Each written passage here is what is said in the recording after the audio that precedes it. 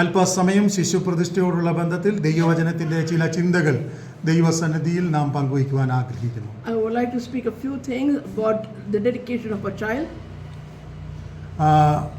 ദൈവവചനത്തിൽ വളരെ വ്യക്തമായി ശിശുപ്രതിഷ്ഠയെക്കുറിച്ച് ഒത്തിരി ഭാഗങ്ങൾ കാണുവാൻ കഴിയും. We can see in the Bible there's a lot of places which speaks about dedicating the child. എന്നാൽ ഇത് ഒരു പ്രത്യേക രീതിയിലുള്ള ആചാരമായിട്ടോ മറ്റെന്തെങ്കിലുമൊക്കെ ആയിട്ട് കരുതുന്ന ഒത്തിരി പേരുണ്ട്. There are people who think this as a tradition. എന്നാൽ അങ്ങനെയല്ല. But it's not like that. ശിശുപ്രതിഷ്ഠ എന്നത് ഒരിക്കലും ഒരു ആചാരമല്ല.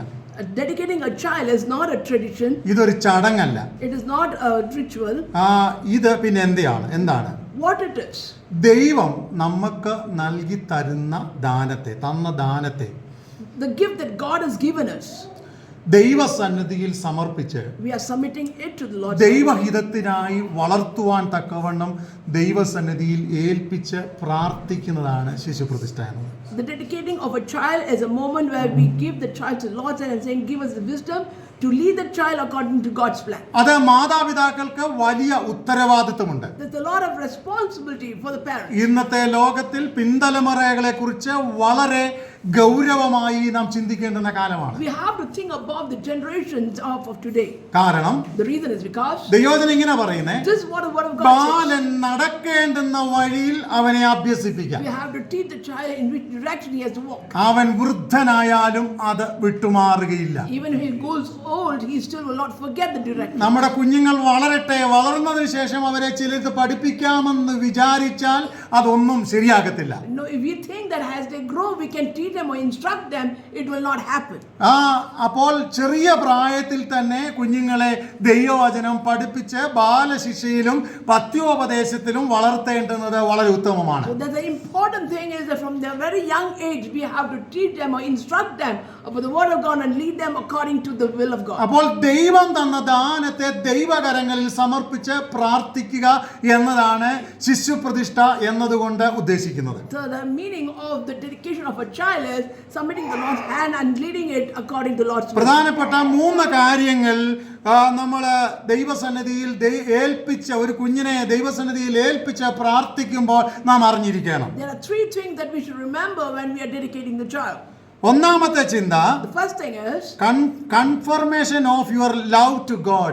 ദൈവം തന്ന ദാനത്തെ കുറിച്ച് നമുക്കുള്ള ദൈവത്തോടുള്ള നന്ദിയും കടപ്പാടുമാണ് ഈ ശിശുപ്രതിഷ്ഠ എന്നത്. The first thing is the dedication and the confirmation of our love to Lord for the gift God has given us. ഇങ്ങനെയാണ് ഞാൻ മനസ്സിലാക്കുന്നത്. This is what I understand. മക്കൾ ദൈവത്തിന്റെ ദാനമാണ്.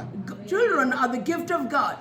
ഒരു വാചകത്തിൽ ഞാൻ കൂടുതലായി പറയാൻ ആഗ്രഹിക്കുന്നു. One word that I'd like to say is, ആ വാചകം ഇങ്ങനെ ഞാൻ ഇംഗ്ലീഷിൽ പറയാം. I would like to say that in English. Children are precious gift of God.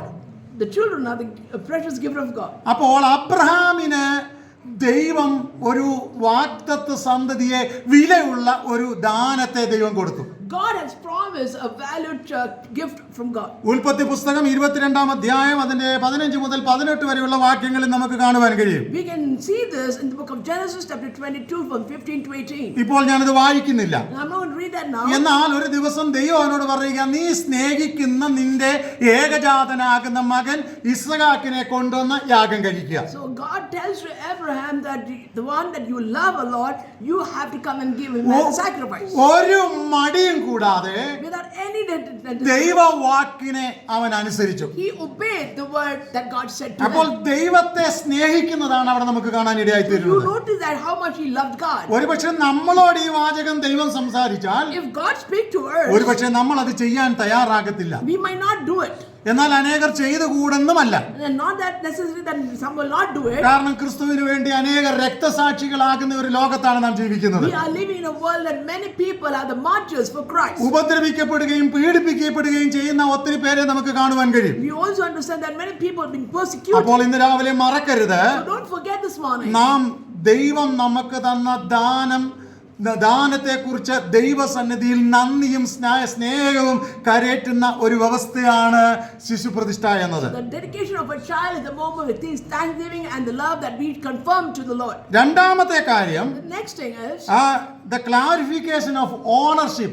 ദൈവം തന്ന ദൈവം തന്നെ കൈയേറ്റ് നടത്താൻ വേണ്ടി ദൈവസന്നിധിയിൽ നാം ദൈവം സമർപ്പിക്കുകയാണ്. We are submitting the child to God, stating that, Lord, it's yours and you have the authority. 127 സങ്കീർത്തനം 3 വാക്യത്തിൽ ഇങ്ങനെ പറയുന്നത്, This is what we see in Psalms. മക്കൾ യഹോവ നൽകുന്ന ദാനവും ഉദരഫലം അവൻ തരുന്ന പ്രതിഫലവുമാണ്. The children are the gift of God and the fruit of the womb. ആ വാചകം നമ്മൾ മനസ്സിലാക്കുമ്പോൾ When we understand this verse, ഇത് നമ്മളുടെ കൈക്കരുത്ത് കൊണ്ട് കിട്ടുന്ന ഒന്നല്ല, it is not because of our credentials. ദൈവത്തിന്റെ ദാനമാണ്. It is the gift of അപ്പോൾ God. ദൈവത്തിന്റെ ദാനം നമ്മളെ വളർത്താൻ ഏൽപ്പിക്കുമ്പോൾ And when God gives that gift to us to bring it up, നമ്മൾക്ക് പല പരിമിതികളുണ്ട്. we have a lot of shortcomings. പക്ഷേ But സ്നേഹത്തിലും with love, പത്യോപദേശത്തിലും with instruction, of the word of God, ഉപദേശത്തിലും with this, law and understanding, നീതിയിലും സത്യത്തിലും truth and in holiness, ദൈവകൃപയിലും in God's വളർത്താൻ to lead it, ദൈവം നമ്മെ ഏൽപ്പിച്ചിരിക്കുകയാണ്. God has given the child to us. നമുക്ക് പരിമിതികൾ ഉള്ളത് കൊണ്ട് There is a lot of limitations. സർവശക്തനാകുന്ന ദൈവത്തിന്റെ കരങ്ങളിലേക്ക് ഈ കുഞ്ഞിനെ ഏൽപ്പിച്ച് സമർപ്പിച്ച് പ്രാർത്ഥിക്കുന്നതാണ് ശിശുപ്രതിഷ്ഠ എന്നത്. Dedicating the child to the Lord's hand, saying thanks, and also confirming the ownership of God, and also the responsibility God has given us to lead the child. അപ്പോൾ മൂന്നാമത്തെ കാര്യം ഞാൻ ഇവിടെ പറയാൻ ആഗ്രഹിക്കുന്നത്, The next thing I want to say is ദൈവത്തിന്റെ വഴിയിൽ വളർത്തുക എന്നതാണ്. to lead or bring up the child according to God's plan. ദൈവത്തിന്റെ വഴിയിൽ നടത്തുക എന്ന് നാം മനസ്സിലാക്കുമ്പോൾ When we say leading the child according to Lord's ദൈവ plan, ഇഷ്ടപ്രകാരം നാം നടത്തുക. it should be according to God's pleasing. രണ്ടാമതായി ഉപദേശത്തിൽ നാം വളർത്തുക. We have to bring the child according to the instruction of God. പ്രാർത്ഥിപ്പാൻ നമ്മൾ പഠിപ്പിക്കുക. We have to teach the child to pray. ലോകമോഹങ്ങളിൽ നിന്ന് അകന്ന് നിൽക്കാൻ കുഞ്ഞുങ്ങളെ പ്രേരിപ്പിക്കുക. We have to instruct the child to be away from the worldly desires. ഈ കാലഘട്ടത്തിൽ ഈ പറഞ്ഞ എല്ലാ കാര്യത്തിനും വളരെ പ്രാധാന്യമുണ്ട്. So we notice that all these things are important when we are living in this world. നമ്മൾ ഭൗതികമാകുന്ന എല്ലാ കാര്യങ്ങളും നമ്മുടെ പിന്തലമുറകൾക്ക് വേണ്ടി നമ്മൾ കൊടുക്കാറുണ്ട്. We give all the things for our children which is needed according to the world. ഒരുപക്ഷെ മാതാപിതാക്കൾ ഞെരുങ്ങിയാലും ആ കുഞ്ഞുങ്ങൾ ചോദിക്കുന്ന കാര്യങ്ങൾ നമ്മൾ ചെയ്തു കൊടുക്കും. Even though we do construct ourselves and give all the things that needed for the child. എന്നാൽ ഒരു കാര്യം വളരെ പ്രാധാന്യമുണ്ട്. That's very important thing. ബാലൻ നടക്കേണ്ടുന്ന വഴിയിൽ അവനെ അഭ്യസിപ്പിച്ചേ പറ്റൂ. Instruct the child to walk in the path that God wants him to lead. പിന്നെ കുറച്ചു കാലം കഴിഞ്ഞിട്ട് നമ്മുടെ പിന്തലമുറകളെ ഓർത്ത് കരഞ്ഞിട്ട് കാര്യമില്ല. So after some time you crying for your child, there's no meaning. ദൈവവചനത്തിന്റെ ഉപദേശവും According to the word of God ദൈവവചനത്തിന്റെ സത്യവും and the truth of God ദൈവവചനത്തിന്റെ ആലോചനയും and to the acknowledging the message of God നമ്മളുടെ മാതൃകയും and our confirmation of നമ്മുടെ our കുഞ്ഞുങ്ങൾ നോക്കിക്കൊണ്ടിരിക്കുകയാണ്. our children are looking into us. അതുകൊണ്ട് ഇന്ന് പകൽക്കാലം ദൈവസന്നിധിയിൽ കടന്നു വന്നിരിക്കുന്ന എല്ലാവരോടും എനിക്ക് പറയാനുള്ളത്, So what I would like to tell to everyone who is gathered ദൈവ ഇഷ്ടപ്രകാരം നമ്മുടെ കുഞ്ഞുങ്ങളെ വളർത്തുക. we have to lead our children according to God's will ഉപദേശത്തിൽ വളർത്തുക. and according to God's instruction. പ്രാർത്ഥിക്കാൻ പ്രേരിപ്പിക്കുക. Teach the child to pray. ലോകമോഹങ്ങളെ വിട്ടൊഴിഞ്ഞ് മാറിപ്പോകാൻ അവരെ പഠിപ്പിക്കുക. So teach the child to be away from the worldly desires. ഇങ്ങനെയാണ് മലയാളത്തിൽ ഒരു statement ഉണ്ട്. There's a statement, Malayalam. മിന്നുന്നതെല്ലാം പൊന്നല്ല. What all glitters is not gold. മറ്റൊരു statement ഉണ്ട്. There's another statement. വെളുത്തതെല്ലാം പാലല്ല. Whatever you see as white is not milk. ഈ ലോകത്തിൽ മാടി വിളിക്കുന്ന ഒത്തിരി മോഹങ്ങൾ കുഞ്ഞുങ്ങളുടെ മുമ്പിൽ പ്രത്യക്ഷപ്പെടും. There are a lot of things that shows attraction and make the children follow it. അതിന്റെ മുമ്പിൽ ഒന്നും തളർന്നു പോകുവാൻ അല്ലെങ്കിൽ വീണു പോകുവാൻ കുഞ്ഞുങ്ങളെ ഇടവരുത്തരുത്. That should not put the child down to that kind of luxurious things or to the worldly desires. അതിന് അമ്മയപ്പന്മാർ ചെയ്യേണ്ടുന്നത് What should the parents do? ബാലശിശയിലും പത്യോപദേശത്തിലും അവരെ വളർത്താൻ തക്കവണ്ണം അവരെ പ്രേരിപ്പിക്കുക. We have to teach the child in the instruction and according to the word of God and lead them according to the Lord's will. ഒരു പ്രാവശ്യം പറഞ്ഞു കേട്ടില്ലെങ്കിൽ പിന്നെയും പിന്നെയും സ്നേഹത്തിന്റെ ആത്മാവിൽ അവർക്ക് തിരിയപ്പെടുത്തി കൊടുക്കുക. If they don't understand the first time we say, continue saying that with love and understanding. ഇന്നത്തെ തലമുറ The new ഒരു generation, വല്ലാത്ത നിലവാരത്തിലേക്ക് തകർന്നു പോയിക്കൊണ്ടിരിക്കുക. they are getting distracted in many ways. ഈ സ്റ്റേയിങ് ടുഗദർ, ബീയിങ് ടുഗദർ, അങ്ങനെയൊക്കെയുള്ള പല തെറ്റായ കാര്യങ്ങളിലേക്ക് പിന്തലമുറകൾ പോയിക്കൊണ്ടിരിക്കുന്നു. We notice that many children of this generation are going and living together or co-living. They do that more. ഇഷ്ടപ്പെടുന്നവരോടൊക്കെ ചേർന്ന് പോയി താമസിക്കുവാനും ജീവിക്കുവാനും ഒക്കെ അനേകർ ഇഷ്ടപ്പെടുകയാണ്. People love to stay along with the person whom they love to.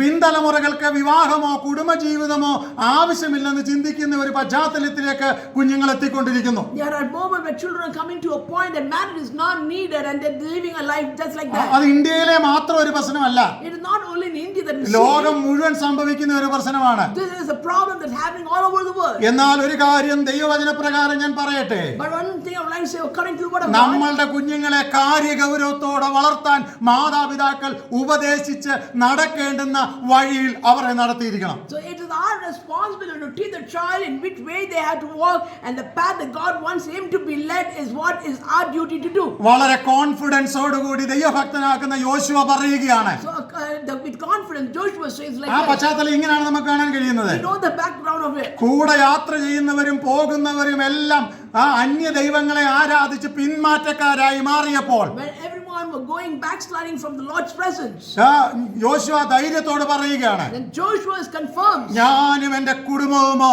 ഞങ്ങൾ യഹോവയെ സേവിക്കും. that he says that I and my family we will serve the Lord. ഈ പകൽ എന്നെ ശ്രദ്ധിക്കുന്ന എല്ലാവരോടും ഞാൻ പറയട്ടെ, I would like to tell to everyone of you, ലോകത്തിൽ കാണുന്ന എല്ലാം നഷ്ടപ്പെട്ടാലും even though when we lose everything in this world, ഞാനും എന്റെ തലമുറയും me and my family, നമ്മൾ ഓരോരുത്തരും നമ്മുടെ തലമുറയും and we each one of us and our generation, കർത്താവിനെ സേവിക്കുന്നവരാകണം. we should become people who serve the Lord. ജീവിതത്തിന്റെ ഉത്തരവാദിത്വം മനസ്സിലാക്കി ജീവിക്കുന്നവരാകണം. We should understand the importance of our life. Athmika ദൗത്യങ്ങളെ തിരിച്ചറിയുന്നവരാകണം. We should understand the spiritual importance. അതിനായി പ്രേരിപ്പിക്കുവാൻ, Then to make them understand നിലനിർത്തുവാൻ, and to make them stand for it, ദൈവകൃപയിൽ വാർത്തുവാൻ and to grow in the mercy and grace of God. മാതാപിതാക്കളെ, And parents, നമുക്കെല്ലാം വലിയ ഉത്തരവാദിത്തമുണ്ട്. this is a great responsibility. അവർക്ക് വേണ്ടി പ്രാർത്ഥിക്കേണ്ടത് നമ്മുടെ ഉത്തരവാദിത്തമാണ്. It is our responsibility to pray for them. വചനം പഠിപ്പിക്കേണ്ടത് നമ്മുടെ ഉത്തരവാദിത്തമാണ്. It is our responsibility to teach them the word of God. ദൈവിക ദർശനത്തിലേക്ക് വളർത്തേണ്ടുന്നത് നമ്മുടെ It ഉത്തരവാദിത്തമാണ്. is our responsibility for making them to understand the vision of God. അതുകൊണ്ട് So, ദൈവസന്നിധിയിൽ to be in the Lord's presence, ഭക്തിയോടും to your holiness, വിശ്വാസത്തോടും with trust, ദൈവകൃപയോടും കൂടെ with God's grace, നിൽപ്പാൻ തക്കവണ്ണം to stand for, നമ്മുടെ കുഞ്ഞുങ്ങളെ to make our children. അതിനുവേണ്ടി പ്രേരിപ്പിക്കാം. Let us lead them like that. ജീവിതത്തിൽ ഉത്തരവാദിത്ത ബോധമുള്ളവരായി തീരാൻ വേണ്ടി നമുക്ക് അവർക്ക് വേണ്ടി പ്രാർത്ഥിക്കാം. Let us pray for our children to have the responsible character. ഒന്നുകൂടെ ഞാൻ പറയാം, To say again, മക്കളെ യഹോവ നൽകുന്ന ദാനമാണ്. God, the children that God has given us, it's a gift of God. ഉദരഫലം ദൈവം നൽകുന്ന പ്രതിഫലമാണ്. And it's the fruit of the womb. നമ്മുടെ ആരുടെയും മിടുക്കല്ല, It is not because our great, ദൈവത്തിന്റെ ദാനത്തെ it is God's gift. ദൈവത്തിന്റെ കരങ്ങളിൽ ഏൽപ്പിച്ച് And giving the child to God's hand നമുക്ക് പ്രാർത്ഥിക്കാം. and then we pray for it. ദൈവം നമ്മെ സഹായിക്കട്ടെ. Let the Lord bless ഈ us. വചനങ്ങളാൽ ദൈവം നമ്മെ അനുഗ്രഹിക്കട്ടെ. Let the Lord bless us through His words. Amen.